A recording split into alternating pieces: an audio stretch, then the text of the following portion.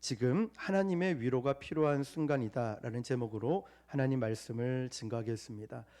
기도하는 가운데 하나님께서 주신 말씀들 또 그 단어 하나하나를 묵상하면서 지금 하나님의 위로가 필요한 순간이다 라는 그런 마음을 받고 이 말씀을 함께 또 준비하고 은혜를 나누는 시간을 갖도록 하겠습니다. 오늘 말씀의 주인공이 누군지 여러분 감이 오시죠? 엘리야입니다. 850명의 이방 선지자들과 싸움에서 이런 대결에서 이긴 엘리야가 오늘 주인공이죠. 오늘 여러분들이 이 말씀을 잘 아시는 부분인데, 엘리야가 이 싸움에서 이겼습니까? 아니면 실패했습니까? 모르세요? 이겼습니까? 실패했습니까? 네, 이겼죠. 이 전쟁에서 완전한 승리를 거두게 됩니다.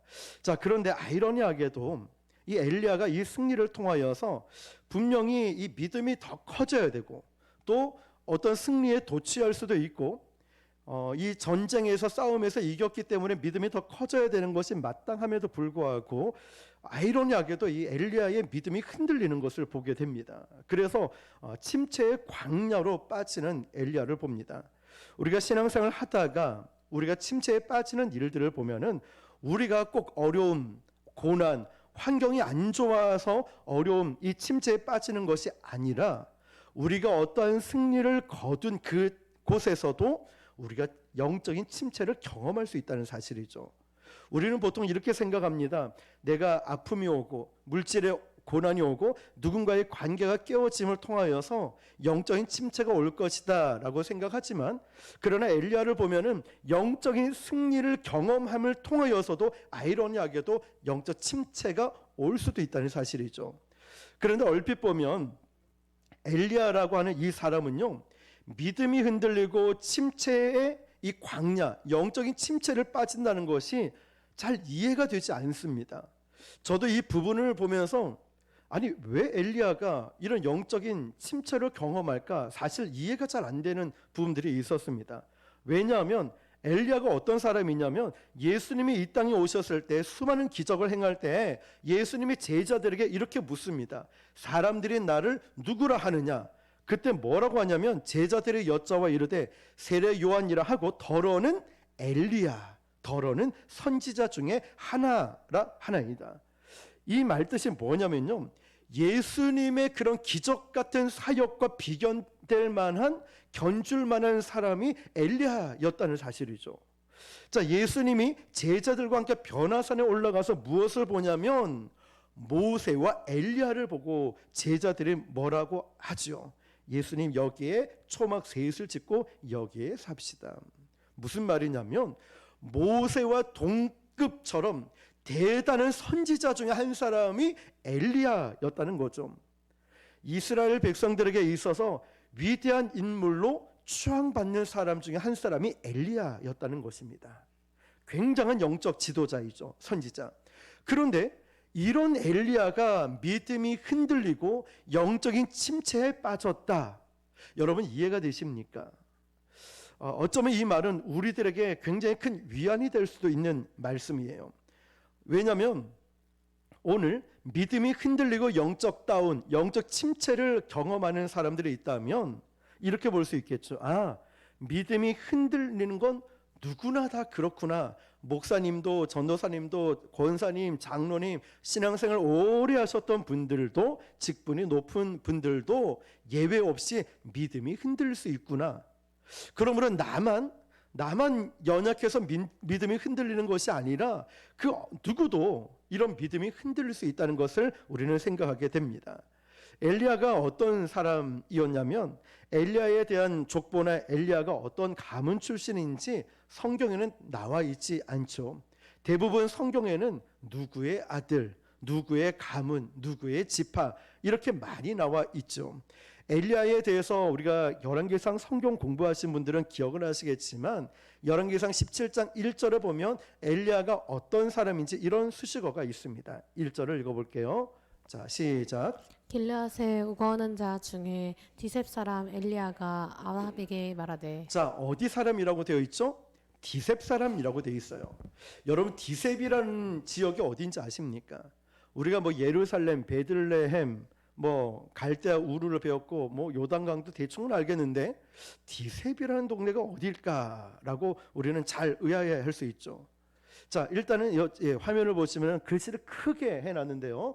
자, 위쪽에 이제 단이라는 지역이 있고 밑으로 오면 브엘세바, 가나안 땅을 이야기할 때 단에서부터 부엘세바에서 단까지 여기를 가나안 땅이라고 표현을 하고요. 자, 갈멜산을 지나서 길르앗 오른쪽에 보시면 아래에 디셉이라는 곳이 있습니다. 잘 보이게 하려고 동그라미를 크게 박아놨는데요. 저 지역이 디셉이라는 곳입니다. 예수님을 가리켜서 사람들이 뭐라고 불렀는지 여러분 기억하시죠? 나사렛 예수. 그러니까 이 말은 예수님이 나사렛에서 자라났다라는 말이죠. 디셉 사람 엘리야라고 하면 이 엘리야가 디셉에서 태어났다는 말인지 디셉에서 자라났다는 말인지 정확하게는 알 수는 없지만 어쨌든 길르앗 밑에 있는 저 디셉이라는 곳에서 엘리야가 살았다라는 거죠. 디셉이라는 이 지명이 어떤지 우리는 잘은 모르지만 이제 오늘 대충 위치를 알았습니다. 바로 그 지역 길르앗이라는 곳은 양과 목축을 하기에 굉장히 좋은 땅이었습니다. 우리가 별로 들어보지 못한 땅이기도 하죠. 바로 저거 출신이 엘리야였다는 거죠.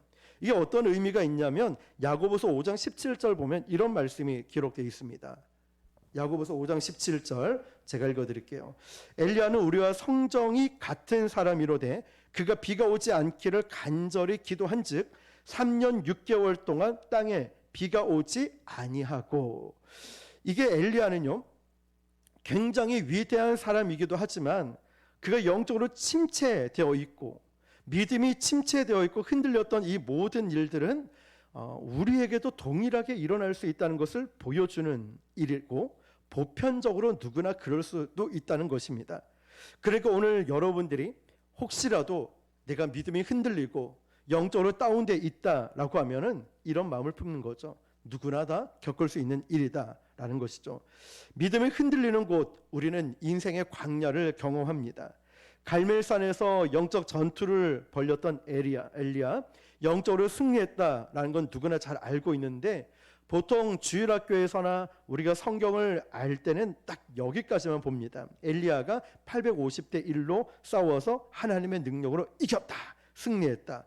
여기까지만 보통 알고 있죠.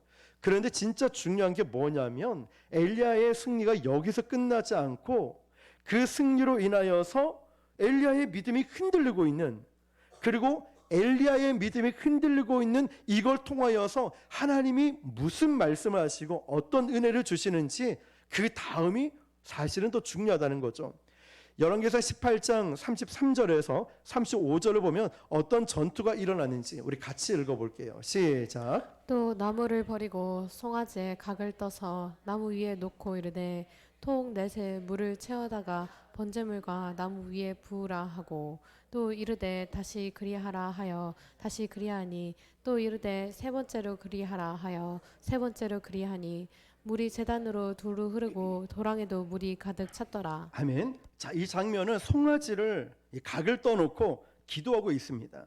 그래서 불이 내려와서 이걸 다 태우면 이기는 거였습니다. 엘리야가 비가 오기를 기도할 때 비가 오게 되는 3년 6개월 가뭄이 해결되는 것이죠. 자, 그런데 엘리야는 이 시합을 하면서 물을 그냥 가득 부어놓고 다른 선지자들, 이방 선지자들은 기도하는데 응답을 못 받죠. 아무런 변화도 일어나지 않았죠.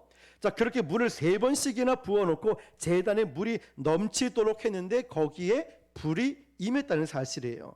저는 이 말씀을 보면서 어떤 생각이 들었냐면 지금 문제는 가뭄이었죠. 그래서 비가 오는 것이 굉장히 중요한 숙제이자 문제를 해결하는 거였어요. 자, 비가 오는 것. 그런데 비가 오는 문제가 해결하기 위해서 먼저는 어떤 기적이 있었는지 아십니까? 불이 임했다는 사실이에요. 불이. 비가 오는 이 기적, 이 문제를 풀고 해결해야 될 이 시점에 그보다 더 먼저 불이 임했다는 것입니다. 사실 우리 인생의 문제, 크고 작은 문제들이 있죠. 이런 문제가 해결되는 것도 너무나 중요한데 그보다 더 앞서 우리 심령 위에, 우리의 삶 위에 성령의 불이 임하는 것이 훨씬 더 중요하다는 것이에요. 그래서 우리가 기도할 때마다, 예배를 드릴 때마다 성령이 임한 사람, 찬양할 때 다르죠. 기도할 때 다르죠. 불이 막 마음속에서부터 뜨겁게 일어나는 거예요. 특히 우리가 금요 저녁 기도회 찬양할 때부터 성령께서 역사하신, 오늘 성령께서 저에게 주시는 메시지, 말씀을 준비할 때마다 계속해서 주시는 이 메시지는 입의 선포, 나는 할 수 없습니다, 못합니다, 안 됩니다, 이것이 아니라 내 입에 자꾸만 선포하라고, 열려라 에바다, 자꾸만 입으로 선포하라는 것입니다. 고침받지 않고 연약함이 있고 문제는 그대로 있지만 나을 것이다, 해결될 것이다, 응답받을 것이다, 회복될 것이다, 승리할 것이다, 잘 될 것이다, 역사할 것이다, 이거 계속 선포하려는 마음을 주셔요. 그 믿음대로 될 것이기 때문에 저는 그 확신을 가지고 오늘도 이 말씀을 선포합니다. 여러분, 우리의 문제 어떠한 어려움이 있어도 제일 먼저 나에게 성령의 불이 임해야 된다는 것, 이것이 가장 중요하다는 거예요. 엘리야는요, 이 놀라운 전투에서 승리합니다. 그리고 엘리야는 생각했을 거예요. 나는 이 전쟁에서, 영적 전쟁에서 이기면은 내 문제는 해결될 것이다. 이 이방 선지자 850명과 싸워서 이기면은 내 문제도 다 해결될 것이다. 그 인생이 뭐였을까요? 그 엘리야의 그 숙제, 문제가 뭐였냐면 선지자였기 때문에 하나님을 믿지 않는 사람들이 회개하고 하나님께 돌아오고 우상들을 다 깨부수고 아합과 이세벨이 하나님께 돌아오는 건, 이 정도면 완벽한 승리라고 생각했어요. 그리고 이 850명과의 싸움에서 이기면은 분명히 아합과 이세벨도 하나님이 살아계시구나, 나는 그 하나님을 믿겠다, 회개하고 돌아올 줄 알았거든요. 그런데 그 승리 이후에 찾아온 결과가 뭐였습니까? 왕이었던 이세벨이 이 엘리야를 죽이겠다는 소식을 들은 거예요. 이상하네, 내 생각으로, 내 경험으로, 내 방법으로는 이 850명과 싸워서 이겼는데 아합과 이세벨이 회개하고 돌아와야 되는데 왜 나를 죽인다고 하지? 그러니까 너무나 여기서 번아웃이 온 거예요. 너무나 충격을 받은 거예요. 내 생각과 내 결과, 내 모든 것이 다 반대로 일어나고 있으니까 말이죠. 그래서 엘리야는 도망을 갑니다. 성경에 보니까 엘리야가 어디로 도망갔냐면 브엘세바로 도망갔다고 되어 있습니다. 브엘세바 하면 혹시 여러분 지난 수요일 지난 설교 혹시 기억납니까? 브엘세바로 도망갔던 그 엄마와 아들 누굴까요? 하갈과 이스마엘이 생각나야 되죠. 브엘세바 이 광야로 내려갔다는 거예요. 거기에 똑같이 누가 내려갔다고요? 엘리야가 내려갔어요. 한번 지도를 한번 볼까요? 지도를 보시면 저기 여러분에서 왼쪽에 갈멜산, 저 지역에서 850명과의 싸움에서 멋지게 하나님의 능력으로 승리했어요. 그런데 이세벨과 아합이 회개하고 돌아올 줄 기대를 했는데 그게 아니라 자기를 죽이겠다고 하니까 쭉 내려와서 밑에 브엘세바까지 내려오게 됩니다. 여기까지를 잘 보면은 자, 여러분, 예루살렘 위쪽으로 점선을 보면 저기가 북이스라엘이고 밑에가 남유다라고 말할 수 있어요. 자, 이렇게 지금 이 당시 아합과 이세벨이 있던 이 시대에 저기 예루살렘 북쪽을 북이스라엘이라 불렀고 또 밑에는 남유다라고 불렀습니다. 엘리야는 어디 사람이었냐면 북이스라엘 사람이었어요. 그런데 엘리야가 이세벨이 자기를 죽인다는 이 소식을 듣고 어디까지 도망을 가냐면 북이스라엘 저 라인까지 내려가면 괜찮은데 더 내려와서 남유다에 있는 브엘세바까지 도망을 갔다, 이 말이죠. 여기서 우리가 생각해 볼 게 있습니다. 그러니까 엘리야가 지금 도망을 간 것은 단순히 아합과 이세벨이 자기를 죽이기 때문에 무서워서 도망간 것만은 아니라는 거예요. 왜냐하면 도망갔다면 예루살렘 저기까지 딱 도망가면 이제 북이스라엘 끝이거든요. 거기까지 도망가면 되는데 그게 아니라 더 밑으로 브엘세바까지 내려갔다는 거예요. 처음에 말씀드렸듯이 가나안 땅을 이야기할 때 단에서부터 브엘세바까지 대각선으로 가나안 땅을 이야기합니다. 그게 뭐냐면 여기가 사람이 살 수 있는 땅이라는 거죠. 더 밑으로 내려가면 살기가 어렵다는 거예요. 브엘세바까지 내려간 이유가 뭐냐면 열왕기상 19장 4절을 보니까요. 시작. 자기 자신은 광야로 들어가 하룻길쯤 가서 한 로데나무 아래에 앉아서 자기가 죽기를 원하여 이르되 여호와여 넉넉하오니 지금 내 생명을 거두시옵소서. 나는 내 조상들보다 낫지 못하나이다 하고 아멘. 브엘세바에 가서 광야 하루길쯤 갔다라고 기록되어 있죠. 그러면서 뭐라고 하냐면 그가 죽기를 원하여 이르되라고 합니다.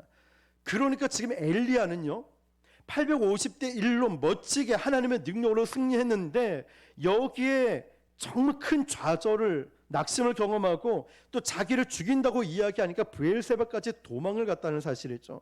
단순히 죽음이 자기를 죽인다고 해서 도망을 간 것이 아니라 그리고 브엘세바에서 하루쯤 이렇게 사막 안에 깊숙이 들어갔는데 들어갈 때 낙타를 또 안 타고 또 나귀도 타지 않고 물도 음식도 준비하지 않고 하루길쯤 깊숙이 사막 안으로 들어갔다는 사실이에요. 왜 들어갔을까요? 죽으려고 들어간 거예요. 하나님 저 죽고 싶습니다. 여러분 우울증을 앓게 되면은 자신의 삶을 비관적으로 보게 돼요. 그리고 한없이 이유 없이 우울하게 됩니다. 삶의 의욕도 상실하게 되죠. 그런데 우리 모두가 이런 우울증에 걸릴 가능성을 가지고 있다는 거죠. 그러니까 요즘 정부에서도 여기에 대한 대책들을 마련하고 계속 발표를 하더라고요. 이 엘리야는 우울이라는 이 감정 때문에 또 우리도 이 믿음이 흔들리는 침체의 광야를 누구나 경험할 수 있다는 거죠. 자, 그런데 이 침체의 광야에서 엘리야가 그랬던 것처럼 우리 그리스도인들의 생명력, 엘리야가 침체에 빠져서 죽고 싶습니다 라고 생각했던 이 마음까지 그런데 여기서 엘리야가 끝난 것이 아니라 엘리야의 생명력은 로뎀나무 아래에서 하나님 앞에 푸념하면서 하나님 저 죽고 싶습니다. 먹을 것 마실 것 타는 것 아무것도 가져오지 않는 채 로뎀나무 아래에서 하나님 저 죽고 싶습니다. 이렇게 고백을 하고 있는 거예요. 그런데 바로 거기에서 하나님과의 엘리야의 끈이 연결되고 있었다는 거예요. C.S. 루이스의 순전한 기독교에 보면 그리스도인의 생명력에 대해서 이렇게 말하고 있어요. 여러분 한번 화면을 보시면은 우리 같이 한번 읽어볼까요? 시작. 살아있는 몸은 죽은 몸과 달리 상처를 입었을 때 어느 정도까지 자신을 치유할 수 있습니다. 몸이 살아있다는 것은 절대 상처를 입지 않는다는 뜻이 아닙니다. 어느 한도까지는 스스로 회복할 수 있다는 뜻입니다.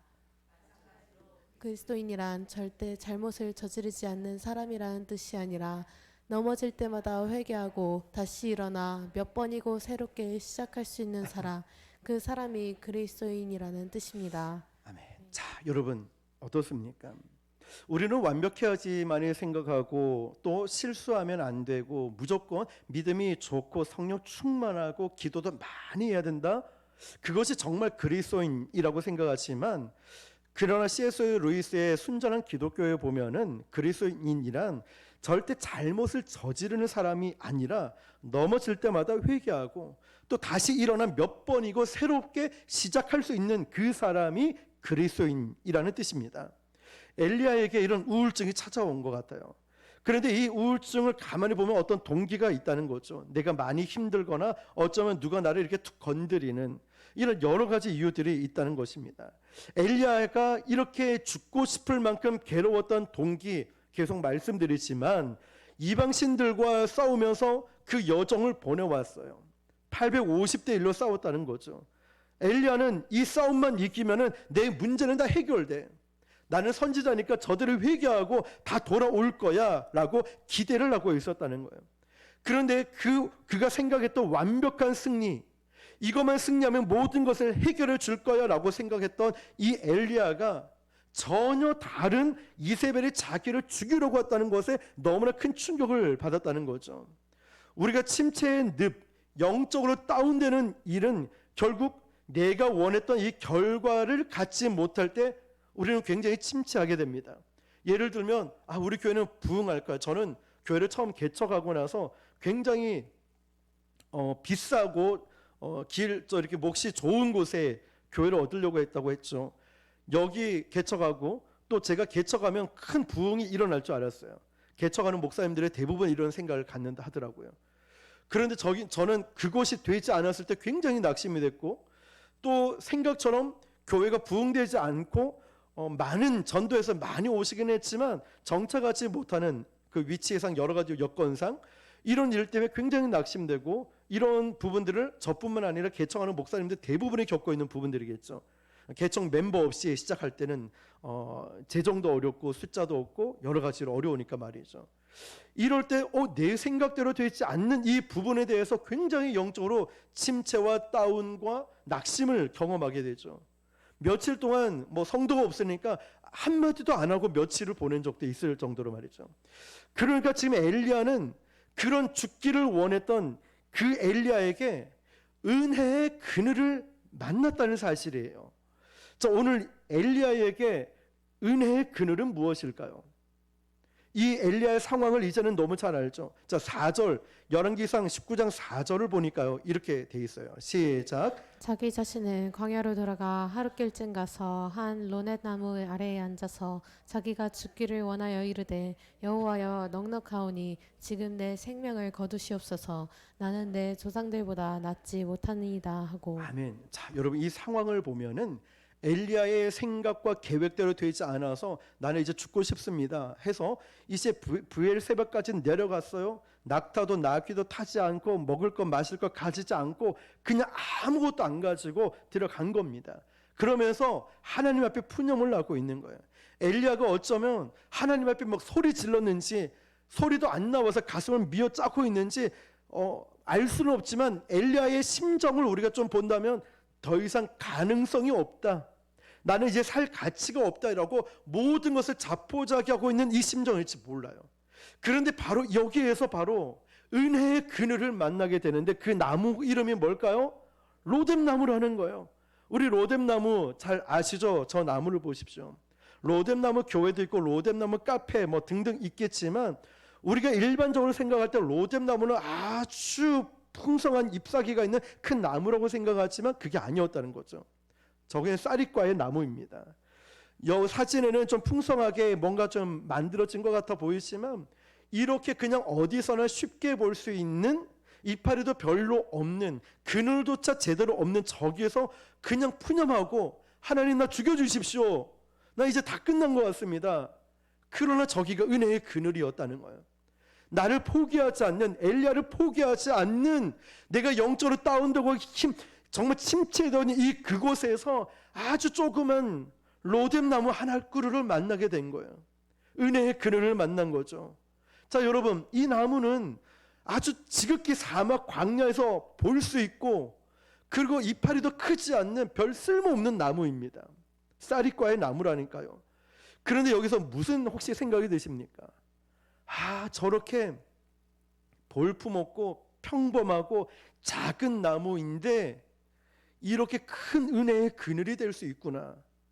여러분 우리에게도 아무것도 아닌 말 한마디가 우리에게 작은 것 하나가 표정 하나가 문자 하나가 아니면 옆에 위로해주는 말 한마디가 우리에게 은혜의 그늘이 될 수 있다는 거예요. 우리는 뭐 대단한 물질, 대단한 사람, 대단한 규모의 숫자 많은 게 우리에게는 은혜의 그늘이라고 생각할지 모르지만 오늘 엘리야를 보십시오. 로뎀나무는 그런 나무가 아닌데 이 엘리야에게는 은혜의 그늘이 되어서 그를 영적으로 회복시키는 장소가 되었다는 거예요. 우리 인생에서 만나는 이런 광야, 오아시스는요 굉장히 커다란 물이 아니었습니다. 그냥 그 광야에서 내 목을 축이고 내 생명을 지켜줄 수 있는 아주 작은 물이 오아시스였어요. 잠시 머물 수 있는 그런 곳이었습니다. 그런데 그런 침체의 광야에서 영적으로 다운된 영적으로 흔들리는 그곳에서 바로 그 은혜는요 저 작은 로뎀나무 한 그루였어요. 우리들에게 그런 은혜가 될 수 있다는 거예요. 우리 새벽 예배든 수요일이든 금요일이든 전도하는 것이든 누구를 섬기는 어떤 일이든 이것이 나의 은혜의 로뎀나무가 될 수 있다는 거예요. 우리는 너무 큰 것만 생각하고 대단한 기적을 바랬을지 몰라도요 엘리야에게 일어난 대단한 은혜의 기적은 아무 쓸모없이 보였던 저 쌀이과의 로뎀나무 한 그루 아래였어요. 그 로뎀나무 안에서 엘리야는 하나님 제가 죽는 것이 낫겠습니다. 하나님 앞에 그의 비참함을 아뢰고 그의 고통스러움을 아뢰고 있는 우리들에게도 그 은혜의 장소가 그런 로뎀나무였다는 것이죠. 바로 그곳에서 하나님의 음성을 듣게 하는 곳, 우리의 예배의 자리일 수 있고요, 전도의 자리일 수 있고, 기도의 자리, 세일 모임이 될 수 있고, 여러분 어떠한 공동체의 작은 모임, 메시지 하나하나, 전화 한 통, 이런 하나하나가 우리의 큰 은혜의 장소가 될 수 있다는 것입니다. 그 로뎀나무 아래서 어떤 일이 일어날까요? 열왕기상 19장 5절입니다. 시작. 로뎀나무 아래 누워 자더니 천사가 그를 어루만지며 그에게 이르되 일어나서 먹으라 하는지라. 아멘. 천사가 와서요, 엘리야에게 예를 들어서 발로 툭 차면서, 야, 넌 지금 선지자가 돼가지고 지금 뭐 하는 거야? 빨리 기도해. 야, 네가 지금 이럴 때야, 빨리 금식해. 이러지 않았다는 사실이죠. 그를 어루만지시면서 먹이시고 그를 위로하는 모습을 보게 됩니다. 여러분, 우리 주변에 보면 혹시라도 이렇게 누군가가 영적으로 다운될 수도 있고요, 어떤 사람은 믿음이 흔들릴 수도 있어요. 어쩌면 그 사람에게, 아니 집사가 돼가지고 지금 뭐 하는 거야? 기도해야죠. 아니 지금 청년 좀 뭐 하고 있어? 금식해. 너 기도원 다녀와. 아니 지금 예배 시간에 뭐 하고 있는 거야? 지금 직분자가 돼가지고 뭐 하는 거야? 라고 여러분 말하는 것보다, 어쩌면 우리 주변에 힘들어하고 흔들리는 그런 마음이 있을 때, 그럴 때로는 다듬어주고 안아주고 그를 먹여주고 위로하는 손길이 필요할 때가 있다는 것입니다. 그리고 놀라운 사실은 여기에서 이 천사가 어루만지는 일을 경험하고 나서 어떤 반응을 보였냐면, 열왕기상 19장 8절에 보니까 이렇게 같이 읽어볼게요. 시작. 이에 일어나서 먹고 마시고 그 음식물의 힘을 의지하여 40주 40야를 가서 하나님의 산 호렙에 이르니라. 아멘. 자, 여러분 호렙산을 아시죠? 여러분, 모세가 하나님의 음성을 듣고 또 율법을 받았던 장소 있잖아요. 이 힘을 내서 엘리야는 다시 40주 40야를 걸어서 호렙산에 가서 세미한 하나님의 음성을 듣고, 다시 말하면 그 사명을 회복하게 되었다는 것입니다. 자, 여러분, 엘리야는 위대한 사람 엘리사의 스승이죠. 유일하게 선지자 중에 죽음을 보지 않았던, 하늘로 승천했던 사람이죠. 가만히 한번 생각해 보세요. 곰곰이 생각해 보세요. 엘리야가 이 로뎀나무 아래에서 위로를 경험하지 못했다면, 40주 40야를 걸어서 호렙산까지 가지 못했더라면, 그 하나님의 세미한 음성을 듣지 못했다면, 그저 엘리야는 성경에 나오는 그저 그런 선지자 중에 하나로 기억될 것입니다. 그런데 이 엘리야는, 그에게는 영적인 침체가 필요했던 시간들이었어요. 광야의 시간이 엘리야에게는 필요했다는 거예요. 그 광야와 고난과 고통과 흔들림이 있었기 때문에 엘리야는 가장 위대한 선지자로 우리가 기억하고 있는 것입니다. 모세와 엘리야처럼. 엘리야에게 만약 침체의 광야, 영적인 흔들림이 없었더라면 지금의 엘리야는 존재하지 않았다는 사실이죠. 저는 이 말씀을 마무리하면서, 우리의 믿음이요, 나의 믿음이 이런 영적인 다운, 영적인 흔들림, 영적인 고통과 고난의 시간이 필요하다, 이런 생각이 들었어요. 그리고 또 한 가지, 영적으로 침체되고 다운될 때 나에게 정말 어쩌면 필요했던 부분이 위로의 순간이었어요. 하나님, 저에게 위로가 필요합니다. 기도, 예배, 다 중요하고 필요한 건 아는데 저는 누군가의 위로를 받고 싶습니다. 따뜻한 말 한마디, 수고했다는 말 한마디, 고마워요, 감사해요, 힘들진 않는지, 그런 따뜻한 말 한마디가 필요한 순간이었다는 사실이죠. 다듬어지는, 위로해주는 순간이 필요했다는 것이죠. 바로 그 위로를 통하여서 40주 40야를 걸어서 호렙산에서 하나님의 세미한 음성을 듣는 경험을 하게 되었습니다. 엘리야에게 지금 필요한 것은요, 사역을 잘한다, 사역의 승리가 아니라 하나님의 위로와 하나님이 함께 하시는 로뎀나무가 그에게 필요했던 순간이었습니다. 우리가 영적으로 침체되고 영적으로 다운되고 일이 많아서 때로는 지칠 수 있고요. 그럴 때 나에게도 쉼이 필요할 수 있습니다. 그 로뎀 나무 아래에서 하나님과의 교제가 있었던 것처럼 오늘 저와 여러분이 이제 2023년도를 마무리해가는 이 시점에서 하나님의 그 음성을 듣는 은혜의 로뎀 나무를 경험할 수 있길 바라고, 또 그 은혜의 로뎀 나무 아래에서 여러분 지쳐 있다면 하나님은 저와 여러분 통해서 위로하고 따뜻한 말 한마디로 이 격려함을 통하여 다시 세미한 하나님의 음성을 듣는 우리의 예배의 자리로 인도해 주실 줄 믿습니다. 오늘 하나님은 저와 여러분에게 누군가는 위로해 주면서 내 생각대로 되지 않아 자꾸만 넘어지고 쓰러지고 계획대로 되지 않는 그 시점에도 하나님은 우리에게 반드시 그 시간이 필요하고 그 시간들로 통하여 은혜의 로뎀 나무를 허락해 주실 것입니다. 다시 한번 회복하여서 하나님의 음성을 듣고 하나님께 쓰임받는 저와 여러분 되시기를 주님의 이름으로 축원합니다. 기도하겠습니다.